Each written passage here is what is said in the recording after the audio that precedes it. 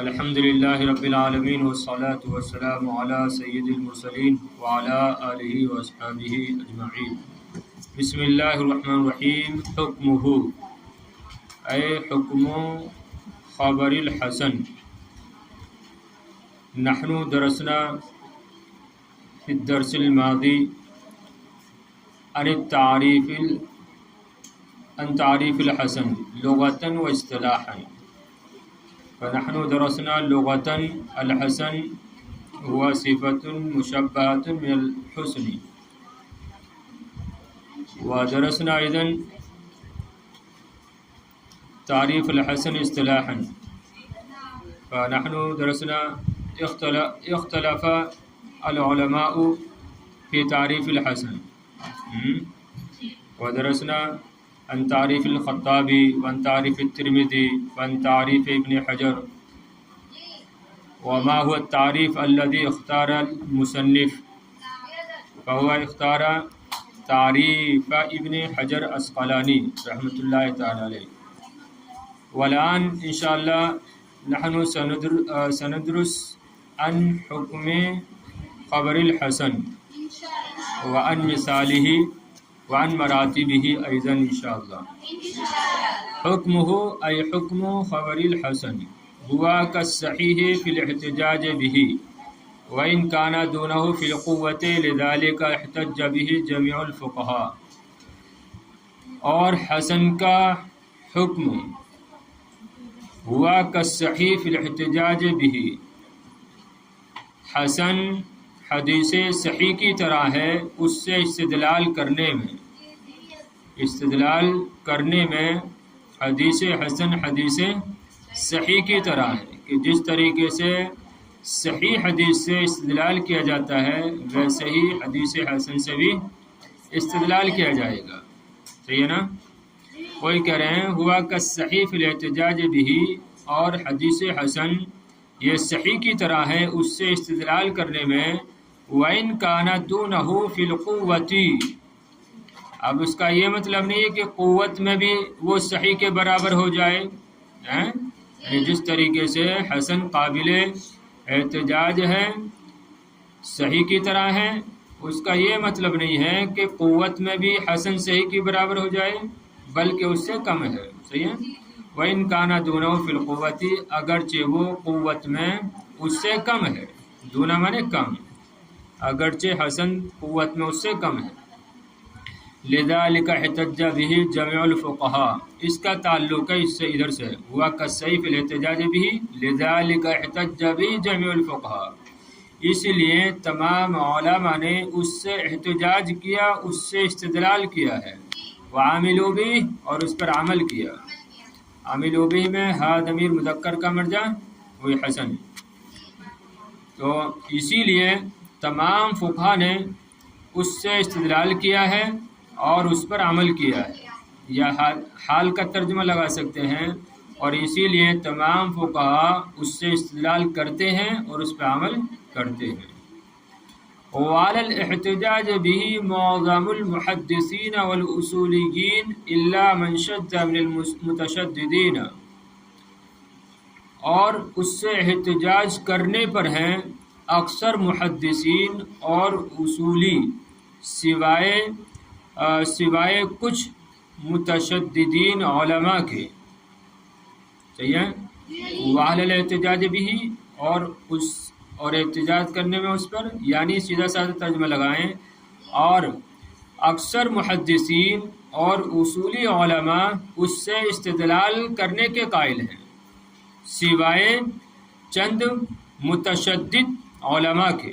سوا، یہ شذ سوا کے معنی میں لگا لیں، صحیح ہے؟ سوائے چند متشدد علماء کے، اکثر محدثین اور اصولیین اس سے استدلال کرنے کے قائل ہیں کہ اس سے استدلال کیا جائے گا، اس سے جو ہے مسائل اخذ کیے جائیں گے، اس سے مسائل کا اثبات کیا جائے گا۔ صحیح نا؟ وقد ادرجہ بعض المتساہلین فی نوع الصحیح کالحاکم و ابن حبان و ابن خزیمہ، اور بعض متساہلین نے تو اس کو داخل کر دیا ہے، اس کو داخل کیا ہے، شامل کیا ہے صحیح کی قسم میں، جیسا کہ امام حاکم ہے اور امام ابن حبان ہے اور امام ابن خزیمہ ہے، خزیمہ نہیں خزیمہ۔ ان حضرات نے تساہلی برتتے ہوئے کیا کر دیا کہ صحیح کی قسم میں داخل کر دیا، یعنی یہ صحیح کی قسم ہے۔ اور بعد متشددین نے کیا کیا کہ اس کو جو ہے اس کو ضعیف میں سے شامل کر دیا کہ اس سے اب استدلال نہیں کیا جائے گا، یہ ضعیف ہے۔ تو دونوں طریقے کے علماء ہیں، لیکن اکثریت کو دیکھا جائے گا، اکثریت کدھر گئی ہے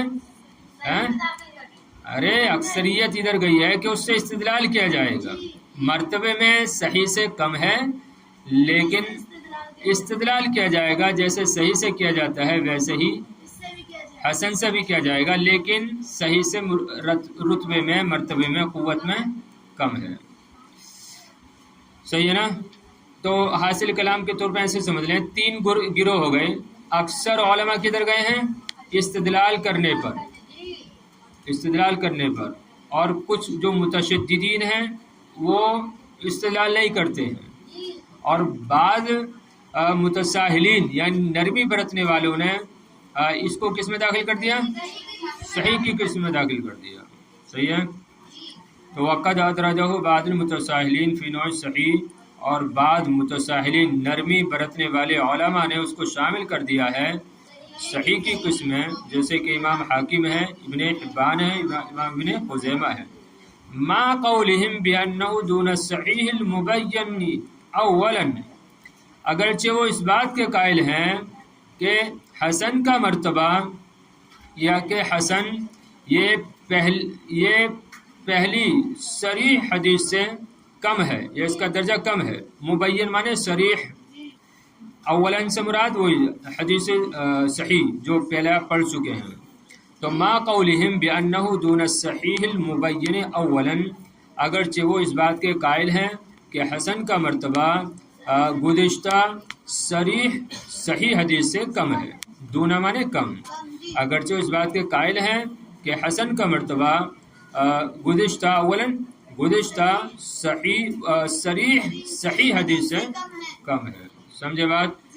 ترجمہ دیکھ لیجیے ایک بار اور حسن کا حکم، اور حسن یہ صحیح کی طرح ہے اس سے استدلال کرنے میں، اگرچہ اس کا مرتبہ قوت میں اس سے کم ہے۔ اسی لیے تمام فقہاء نے اس سے استدلال کیا ہے اور اس پر عمل کیا ہے، اور اکثر محدثین، معدم اکثر کے معنی میں، اور اکثر محدثین اور اصولیین اس سے استدلال کرنے کے قائل ہیں، سوائے چند متشدد علماء کے، اور بعد نرمی برتنے والوں نے تو اس کو شامل کیا ہے صحیح کی قسم میں۔ اور وہ کون علماء ہیں بعد؟ جیسے کہ امام حاکم ہے، امام ابن حبان ہے اور امام ابن خزیمہ ہے، لیکن وہ اس بات کے قائل ہیں، یا اگرچہ وہ اس بات کا قول کرتے ہیں کہ حسن کا مرتبہ گزشتہ صحیح حدیث سے کم ہے۔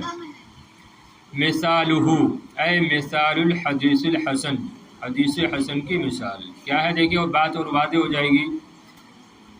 ما خرجہ الترمذی قال حدثنا قتیبۃ حدثنا جعفر بن سلیمان الضبعی عن ابی عمران الجونی عن ابی بکر بن ابی موسیٰ الاشعری قال سمعت ابی بحضرۃ العدو یقول قال رسول اللہ صلی اللہ علیہ وسلم ان ابواب الجنۃ تحت ظلال السیوف۔ اس کی مثال کس کی؟ حدیث حسن کی۔ حدیث حسن کی مثال وہ حدیث ہے جس کو امام ترمذی نے تخریج کیا ہے، چنانچہ انہوں نے کہا کہ ہم سے حدیث بیان کی قتیبہ نے، وہ کہتے ہیں ہم سے حدیث بیان کی جعفر ابن سلیمان الضبعی نے، وہ روایت کرتے ہیں ابو عمران جونی سے، وہ روایت کرتے ہیں ابو بکر ابن ابی موسیٰ الاشعری سے، کہ انہوں نے کہا، امام ابو موسیٰ اشعری نے کہا کہ سمیت ابی بحضرۃ العدو، کہ میں نے اپنے والد کو دشمن کی موجودگی میں کہتے ہوئے سنا. اس میں جہاد کی فضیلت یہاں پر پوشیدہ نکالیں گے کہ سمیعت ابی، میں نے اپنے والد کو سنا. کون کہہ رہے ہیں؟ ابو بکر ابن ابی موسیٰ الاشعری. وہ کہتے ہیں کہ میں نے اپنے والد یعنی ابو موسیٰ اشعری کو، ارے بات سمجھ رہے ہو، انہوں نے کہا. اس کے فاعل کون ہے؟ ابو بکر ابن ابی موسیٰ اشعری. اور تو باپ کون ہوئے؟ ابو موسیٰ اشعری. انہوں نے کہا کہ میں نے اپنے والد کو جہاد کی فضیلت میں دشمن کے سامنے کہتے ہوئے سنا. قال رسول اللہ صلی اللہ علیہ وسلم کہ نبی کریم علیہ السلام نے فرمایا ان ابواب الجنت تحت ظلال السیوف، یقیناً جنت کے دروازے تلواروں کے سائے تلے ہیں. سائے تلے ہیں کہ جنت کے دروازے تلواروں کے سائے تلے ہیں. تو میں نے اپنے والد کو جہاد کے فضیلت میں دشمن کی موجودگی میں کہتے ہوئے سنا کہ نبی کریم علیہ السلام نے فرمایا یقیناً جنت کے دروازے تلواروں کے سائے کے نیچے ہیں.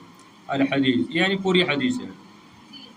فہذا الحدیث قال عنہ الترمذی ھذا حدیث حسن غریب.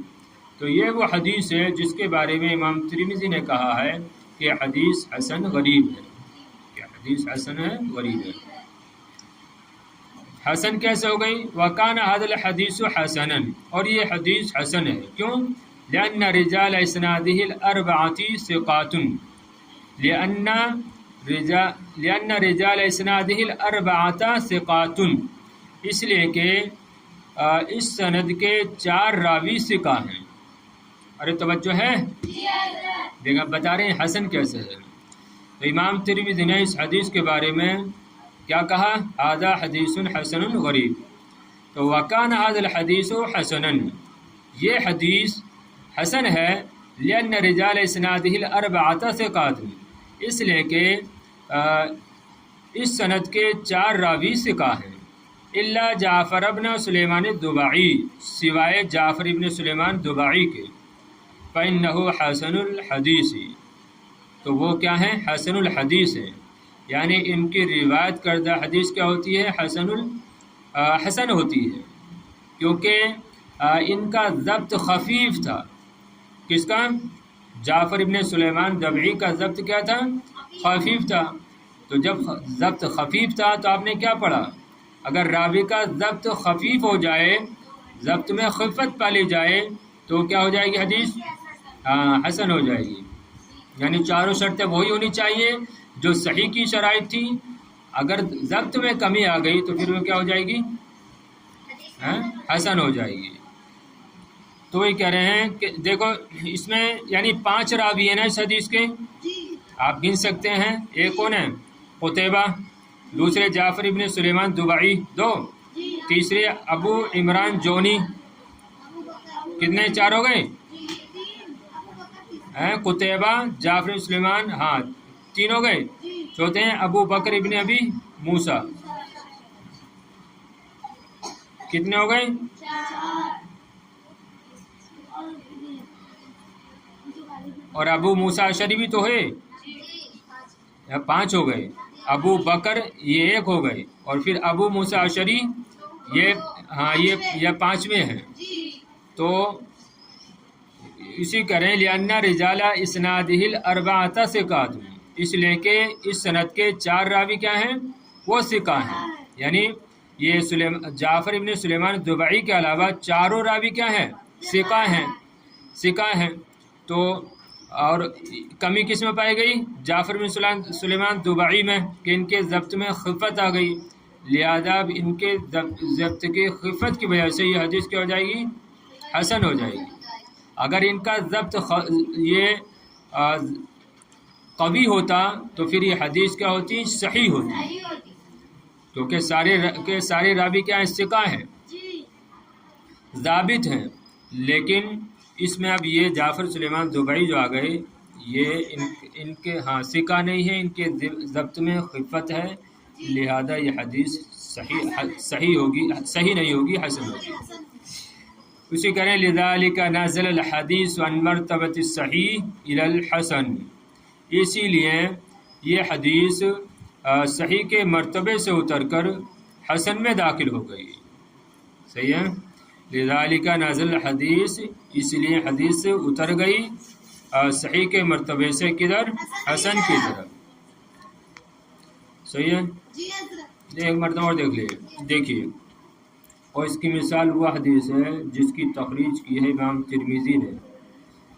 جیسے کہ امام ترمذی فرماتے ہیں حدثنا قتیبہ حدثنا، یار یہ ترجمے کی ضرورت نہیں ہے، آگے دیکھ لیجیے. فہذا الحدیث قال عنہ الترمذی، تو یہ وہ حدیث ہے جس کے بارے میں ہم ترمذی فرماتے ہیں کہ حدیث حسن غریب ہے. اور یہ حدیث حسن ہے اس لیے کہ اس سند کے چاروں راوی ثقہ ہیں سوائے جعفر بن سلیمان الضبعی کے، کیونکہ وہ حسن الحدیث ہے. اس لیے حدیث صحیح کے مرتبے سے اتر کر حسن کے مرتبے میں چلی گئی. مراتبہ، اس کے مراتب، کس کے؟ حسن کے مراتب. آپ نے پیچھے حدیث صحیح کے مراتب پڑھے تھے، کتنے مراتب پڑھے تھے؟ 7 مراتب پڑھے تھے نا. اب یہاں سے جو ہے حسن کے مراتب بیان کریں. دیکھیے، کما ان للصحیح مراتب یتفاوت، کما ان للصحیح مراتب یتفاوت بها بعض الصحیح عن بعض كذلك فإن الحسن مراتب وقد جعلها الذهبي مرتبتين فقال، جیسا کہ صحیح کے کچھ مراتب تھے، کما ان للصحیح مراتب، جیسا کہ صحیح حدیث کے کچھ مراتب تھے کہ جن سے بعض حدیثیں بعض سے قوی ہوتی ہیں یا جدا ہوتی ہیں، اسی طرح حسن کے بھی کچھ مراتب ہیں. جیسا کہ حدیث صحیح کے کچھ مراتب تھے، یتفاوت بہا میں ہا کا مرجع مراتب، کہ جن مراتب، جن درجوں کی وجہ سے، جن مراتب کی وجہ سے بعض حدیثیں بعض سے یتفاوت مختلف ہوتی ہیں، اسی طرح حسن کے بھی کچھ مراتب ہیں، کچھ درجے ہیں. وقت جعل الذهبی مرتبتین، اور امام ذہبی نے ان درجوں کو 2 مرتبوں میں تقسیم کیا ہے. چنانچہ انہوں نے کہا فعلی مراتبہ، پس حسن کے مراتب میں سے سب سے اعلیٰ مرتبہ وہ اس حدیث کا ہے جو مروی ہو بحث بن حکیم عن ابیہ عن جدہ کی سند سے. ترجمہ سمجھ رہے ہیں؟ اسی طرح کریں گے تو زیادہ بہتر ہوگا. فعلی مراتبہ، پس حسن کے اعلیٰ مراتب میں سے وہ حدیث ہے جو بحث بن حکیم عن ابیہ عن جدہ کی سند سے مروی ہو، اور عمرو ابن شعیب عن ابیہ عن جدہ کی سند سے مروی ہو، و ابن اسحاق عن التیمی کی سند سے مروی ہو. تو یہ سارے اعلیٰ مراتب میں آ جائیں گے. حسن کے اعلیٰ مراتب میں کون؟ یعنی جو حدیث ان 3 مرتبوں سے، 3 سندوں سے مروی ہوگی. 3 سند ہو گئے نا یہ، بحث بن حکیم عن ابیہ عن جدی ایک سند، اسی طرح عمرو ابن شعیب عن ابیہ عن جدی 2، اور تیسری ابن اسحاق عن التیمی. یہ 3 جو سند ہیں یہ اعلیٰ مراتب ہیں کس کے؟ حسن کی. اگر حدیث ان 3 سندوں میں سے کسی ایک سے مروی ہوگی تو وہ اعلیٰ کہلائے گی. وامثال ذلک مما قیل انہ صحیح، اور اس کی طرح دیگر اور سندیں جن کے بارے میں کہا گیا ہے کہ وہ صحیح ہیں، وہو من ادنی مراتب صحیح، اور وہ صحیح کے سب سے نچلے طبقوں میں سے ہیں، اور وہ صحیح کے سب سے نچلے طبقوں میں سے ہیں، یعنی جن کے بارے میں کہا گیا ہے کہ صحیح ہے. ان کے علاوہ جن کے بارے میں کہا گیا ہے کہ وہ صحیح ہیں تو یہ صحیح کے نچلے طبقوں میں سے ہیں. ثم بعد ذلك مختلف فی تحسینی و تضعیفی. اچھا، ایک مرتبہ تو یہ ہو گیا. ثم بعد ذلك، پھر اس کے بعد صحیح کا وہ مرتبہ ہے کہ جس کے حسن اور ضعیف ہونے میں اختلاف کیا گیا ہے. ثم بعد ذلك، پھر اس کے بعد حسن کا وہ مرتبہ ہے کہ جس کے حسن اور ضعف میں، جس کے حسن ہونے میں، ضعیف ہونے میں اختلاف کیا گیا ہے. كحديث الحارث بن عبد الله وعاصم بن ضمرة و حجاج بن ارطاۃ و نحوہم، جیسے کہ حارث بن عبداللہ اور عاصم بن دمرہ اور حجاج بن ارطا وغیرہ کی حدیث، کہ اگر کوئی حدیث ان سے مروی ہو رہی ہے تو پھر ان کے بارے میں اختلاف ہے کہ وہ حسن ہوگی یا ضعیف ہوگی. صحیح ہے. پھر دیکھ لیجئے مراتب، اس کے مراتب، حدیث حسن کے مراتب. جیسا کہ صحیح کے کچھ مراتب تھے کہ جن کی وجہ سے بعض صحیح بعض دیگر صحیح سے متفاوت مختلف ہوتی ہیں، اسی طرح حدیث حسن کے بھی کچھ مراتب ہیں، اور امام ذہبی نے ان مرتبوں کو 2 مرتبوں میں 2 درجوں میں تقسیم کیا ہے. چنانچہ انہوں نے کہا پس حسن کے اعلیٰ مراتب میں سے بحث بن حکیم عن ابیہ عن جدہ اور عمر بن شعیب عن ابیہ عن جدہ اور ابن اسحاق عن تیمی کا مرتبہ ہے، یا ان کے مرتبے ہیں، یا جیسے پہلا ترجمہ لگایا تھا وہی بہتر ہے. پس حسن کے اعلیٰ مراتب میں سے وہ حدیث ہے جو ان سندوں سے مروی ہو. پہلی سند کیا؟ بحث بن حکیم عن ابیہ عن جدہ کی سند سے، اور عمر بن شعیب عن ابیہ عن جدہ کی سند سے، اور ابن اسحاق عن تیمی کی سند سے. وامثال ذلک بما قیل، اور انہی سندوں کی طرح جن کے بارے میں کہا گیا ہے کہ وہ صحیح ہے، ہوا من ادنی مراتب صحیح، اور وہ صحیح کے مراتب میں سے سب سے نچلے طبقوں میں سے ہیں. پھر اس کے بعد وہ مراتب ہیں کہ جن کے حسن ہونے میں اور ضعیف ہونے میں اختلاف کیا گیا ہے، جیسے کہ حارث ابن عبداللہ اور عاصم ابن دمرہ اور حجاج ابن ارطا وغیرہ کی حدیث. چلیے بس.